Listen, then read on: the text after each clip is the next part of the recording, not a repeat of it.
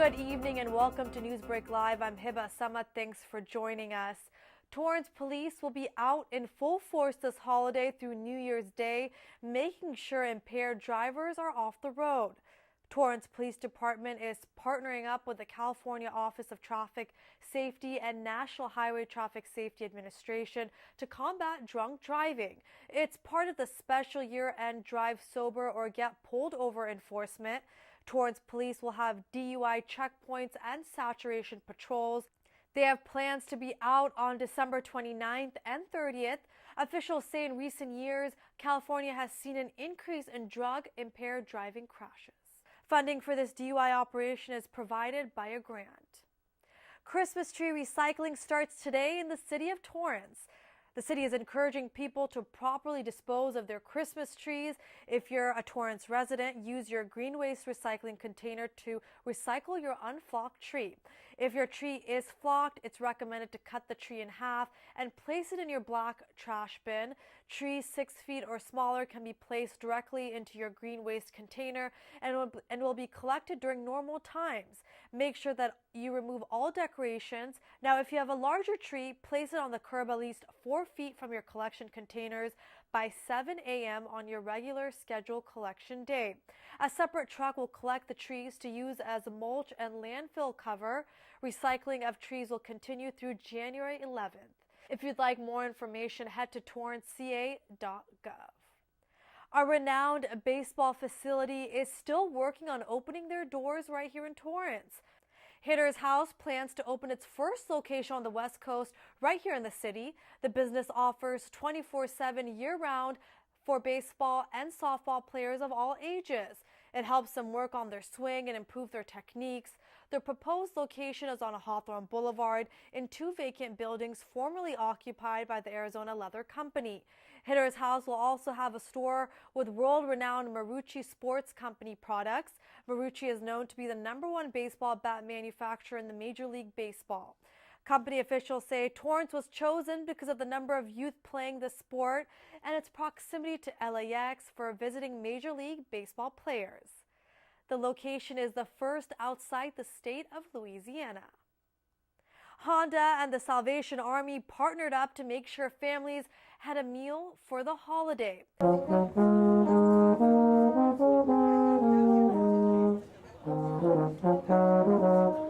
Today was the 27th annual Sharing is Caring event at the Torrance Marriott, and it happened this year again.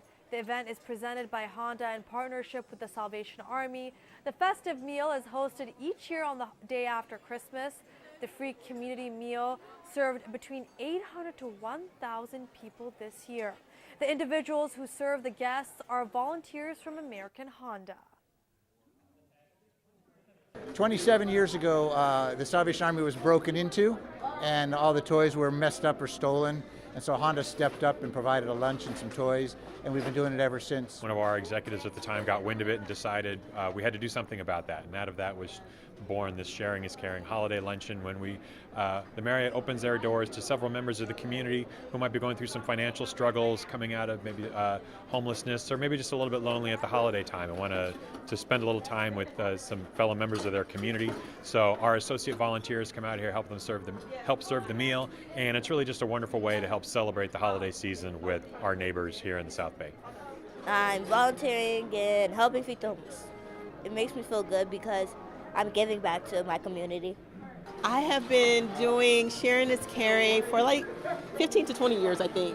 Probably almost closer to 20 years. I think it's a great cause to give back to those that are in need. And it's actually a very rewarding feeling. I look forward to it every year. The Torrance Certified Farmers Market had one of its first cooking demonstrations with its new layout. And I'm using oyster mushrooms and shiitake and button mushrooms. Chef and co-owner of Yellow Fever, Kelly Kim, came out to show off her delicious skills to customers at the Certified Farmers Market recently. She shared how to cook some of their most popular bowls at a restaurant called Seoul and Tokyo. These dishes have overcooked quinoa and steel-cut oats. The great part of the demonstration was that Kim used ingredients you can find right at the market, including kale, onions, mushrooms, and different Asian vegetables. Yellow Fever is known for their 7 signature bowls that have premium meats and rich in flavor. The restaurant is located on Crenshaw Boulevard, across from the Crossroads Shopping Center in Torrance. AAA predicts that more than 107 million Americans will travel this year during the holiday. Now through January 1st will be the highest year-end travel volume on record, and there has been a 3.1% increase in travel compared to last year. AAA officials say the best time to travel during the holiday period is early morning or after the morning commute when the roads are less crowded. Now, traveling on the holiday itself is also a great idea. About 90% of travelers will hit the highways to get to their final destinations. Officials are also advising people to be prepared when traveling on the road. Make sure your car is properly up to date on maintenance. Map the best route before you hit the road. Have roadside assistance contact information on hand, and make sure to keep a phone charger with you. These are just a few tips that will make your traveling easier. Christmas may be over, but Torrance's light show has a few more days left before its finale. Reporter Abby Gremion has more on Sleepy Hollow. As the proverbial stars shone brightly in Candy Cane Lane, people from all across the Southland came in to admire in awe. It was the first time for Hawthorne resident Crystal Jones and Atlanta resident Janae Brown, who until now had never experienced anything quite like this before. Actually, I yelped it, and I found out that it started today at 6, so I'm here to bring them, and she leaves tomorrow, so I wanted to take her out. It looks very nice. I've never seen this before. I moved to Atlanta last year from New York, but either way, I've never seen anything like this. A thrill of hope, the weary world rejoices as young and old admire the beauty in the night. We come here every year and it's amazing. We get hot cocoa and just hang out with friends, walk down to see all those beautiful lights. Sometimes when me and my mom go shopping, we kind of see the lights a bit. It's pretty. And there was much discussion amongst the children I talked to about how many lights there actually were in Candy Cane Lane. 1,000. How many do you think? 2 million. 67. 6. And as many across the Southland come to Torrance to visit Candy Cane Lane, it's a great reminder at the end of the year that all of our days should be merry and bright. For Torrance City Cable, I'm Abby Gremion. Thanks, Abby. Make sure you park your cars outside of Candy Cane Lane to avoid any more congestion. And during this winter holiday time, you're in luck when it comes to parking in your neighborhood here in Torrance. From the 3rd Sunday of December through January 1st, Torrance police will not be enforcing street sweeping violations and will not be issuing citations for this. However, residents in violation of other parking ordinances will still get a parking ticket. Street sweeping operations will remain in effect throughout this period, and residents are encouraged to move their cars on a voluntary basis. As temperatures continue to drop during the night, many are layering up and turning on their heaters. But officials from the National Fire Protection Association says heating equipment is a leading cause of home fire deaths. You can take simple steps to prevent these types of incidents. Keep anything that can burn at least 3 feet away from heating equipment like a space heater, fireplace, or wooden stove.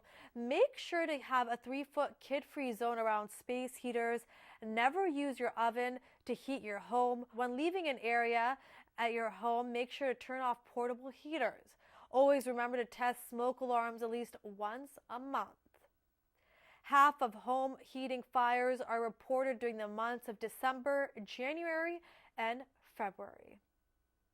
The 2018 Tournament of Roses this year once again will have thousands of people come out to Pasadena to watch the famous parade. Officials say this year they'll be closing the road parade route earlier than usual due to safety measures.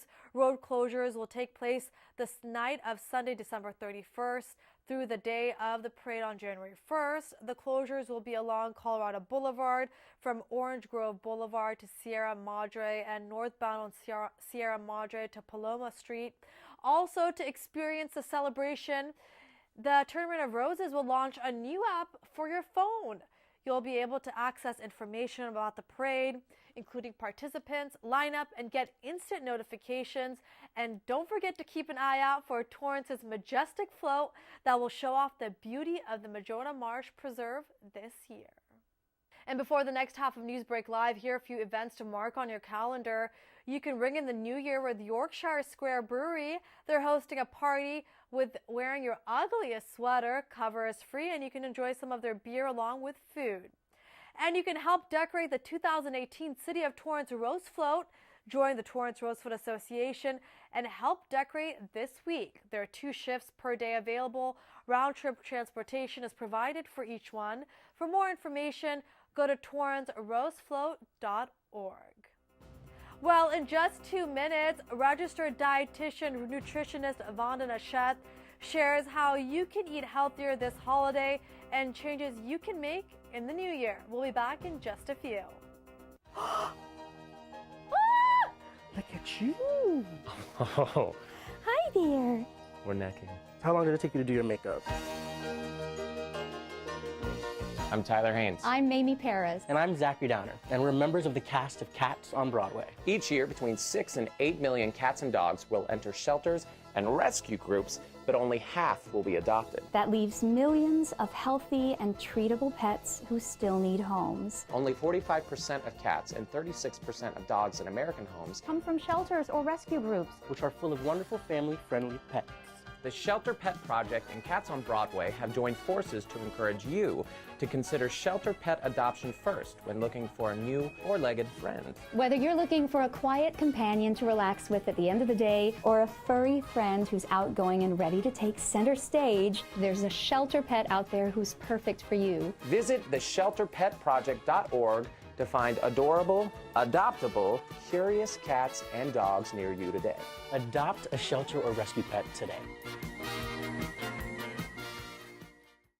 When I was in high school, I was physically at school, but my mind wasn't at school. I had problems at home, and that's hard when you feel like you're doing it alone. That's when I met our niece, my mom, as I'll call her. She started helping me a little bit, like, Nia, I don't know what you're doing with your life, but your future is more important. She's my strength. Just being a support for those hard days and those hard nights, not giving up on me. Thank you to my mama. I wouldn't have did this if it wasn't for her. Today is for my mama and everybody who had my back. It takes a village to help somebody get their diploma. Some people think, well, maybe it's really not that big of a deal, but it really is. It changes your whole life.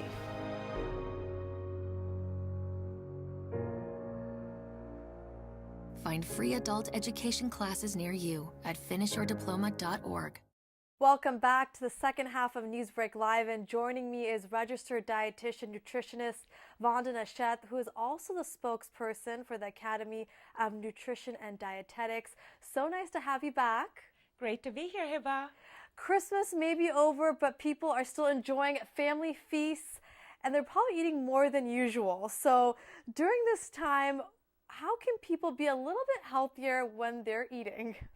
Well, first of all, just because it's the holidays doesn't mean we have to take a break from our overall healthy way of eating, right?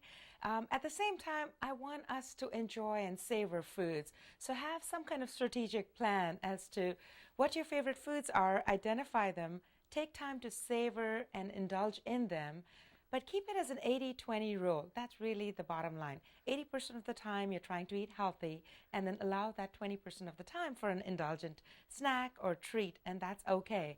Also, make sure you're eating throughout the day. Often the biggest mistake I see my clients make is they skip breakfast, skip most of the meals, and wait till that big holiday feast. And the problem is you are going to overindulge when it comes to just one meal a day. So spread your calories throughout the day. Take your time, enjoy time with your family. What about when it comes to, drinking your calories and minimizing how many different types of food you're sampling that have different flavors? Is that a bad thing to do? That's something you definitely have to watch out for, because if it's the holiday season, most stores have really good-looking treats as samples. And sometimes what we don't realize is just a little bite here, a little bite there can end up costing you about 500 to 1,000 calories. And we don't even think about it as part of our daily intake. So yes, enjoy those samples, but decide, is it really worth it, or is it part of your overall intake? As far as sipping calories, for sure, holiday specialty beverages are something we look forward to, especially with the fall. We think about the pumpkin lattes, and as we get closer to the Christmas and Hanukkah time frame, we think about the peppermint chocolate beverages. So it's okay to indulge. Get the smallest serving size possible so that you can take your time and not go crazy with the calories. And a good way is to make some of these holiday dishes a little bit healthier. So what are some dishes you would recommend with New Year's right around the corner that people can make it more healthy? Sure. The first thing to do is when we go to a party, think about your appetizers. Rather than having just crackers and cheese, think about having a wide array of vegetables, colorful vegetables in a platter, and serve it with some hummus. That's a nice, heart-healthy dip rather than a heavy ranch creamy dip. Also think about guacamole or something that's made with avocados. That's a heart-healthy dip. You can have it with vegetables. You could have bruschetta, which is a tomato-based, almost like a salsa dip, but instead of having it on crackers, how about having it on cucumber slices or with celery sticks? So right there, you've cut back on calories, but enjoyed more vegetables, which we often lack. When it comes to the side dishes in a meal, instead of the traditional green bean casserole, which sounds and tastes great because it's pretty loaded in calories. Right. How about doing sauteed green beans or asparagus or broccoli, sauteed in little olive oil, garlic, salt and pepper? It's flavorful and you don't add that many calories. You can lighten up maybe a sweet potato casserole and have it just as a baked sweet potato with some cinnamon sprinkled on it. Adds a nice aroma. When it comes to dessert, how about having some baked apple with cinnamon and a little bit of brown sugar rather than a baked apple pie? So there are simple ways of doing this where you can enjoy those flavors but cut back on the calories. And of course, if you want something rich and creamy, you could substitute non-fat or low-fat Greek yogurt or Icelandic yogurt, which is really high in protein and low in fat, for sour cream or mayonnaise. Simple ways to cut back on calories. Oh, you're making me hungry.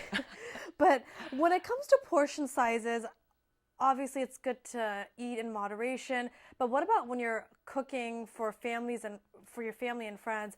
The amount of food that you put out, does that take into account how you're going to eat throughout the night, you would say? Or you know, the best way is for you to put your spread out, but try and make it heart healthy and as health conscious as possible, of course, with those indulgences. But one thing you could do as a hostess or a host is have smaller serving size bowls and plates. That way it's a smaller plate, you're serving more of it, but it's in a small portion. It's naturally portion controlled. And you've mentioned this before to me, that it's good to enjoy a variety of foods, but it's okay to have carbs still. So what are some tips you can give people about that when it comes to the type of, is it good to have more quinoa grains during this time? Absolutely. So just like any other time, you want to have a variety of foods in your holiday eating plan. So have whole grains, have beans, lentils. You can have pasta. Try to make it whole grain. Enjoy quinoa. You can have colorful fruits and vegetables, heart-healthy fats. It's really at the variety. So carbs do have a place in the holiday eating plan. Just go for a whole grain, something that gives you more fiber, and take your time enjoying it.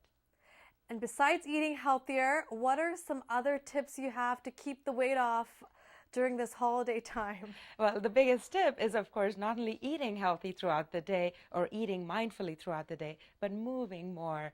Often what takes a break is because we're so busy, we don't get a chance to go to the gym or go for a walk. Mm-hmm. So something I really encourage my clients to do is, as a family, after that holiday meal, make it a family activity. Go for a walk around the neighborhood. Look at the lights if they're still up. Or play a game of flag football with your family. It doesn't matter what it is, but move more. And of course, stay hydrated. Water is your best source of hydration, because often we just don't drink enough water. And if you are having alcoholic beverages, I would definitely recommend lightening them up a little bit. So maybe using sparkling water in place of some of the mixers. You can cut calories that way. And having sparkling water with some pretty fruit pieces or a piece of lime. It just looks pretty and it's not alcoholic. And with the new year, we're just talking about that around the corner. What are some 2018 food trends that people should look out for? And how can people really start getting healthy this year? I know it's hard to, push yourself to be healthier. Sure. When it comes to new trends of foods that are going to be out there in the market, one thing that's going to continue is the plant-focused category. So you're going to continue to see more plant-based products, not just in terms of meat alternatives, but you're going to see pasta that's made from beans and lentils. You're going to see snacks like flavored, spiced garbanzo beans in a bag instead of just nuts. So you will see more of that. We will see more edible flours. Food is more visually appealing, so you're going to see that in the market. You will see more spices and herbs continue. And as far as spices and herbs go, you might see more the Moroccan influence coming in. So African spices are having an uptick. Definitely more global ethnic cuisine, more vegetable-forward foods. So vegetables are going to be provided and presented in colorful, different, unique ways. Also fermented foods. That's going to have a hot spot in the market. So fermented foods, we think of just yogurt and kefir, but there are other fermented foods coming in the market. These are good for our gut health, that's our GI system, but they're also good for brain health, and there's more emphasis on brain health. So we will start seeing more of those. Those are just a few things that I see coming up.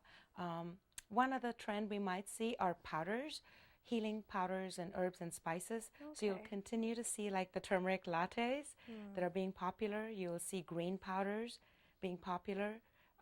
Apple cider vinegar is definitely seeing an uptick. So these are some things I suggest your viewers watch out for and enjoy more plant-based foods, more beans and lentils, spices and herbs.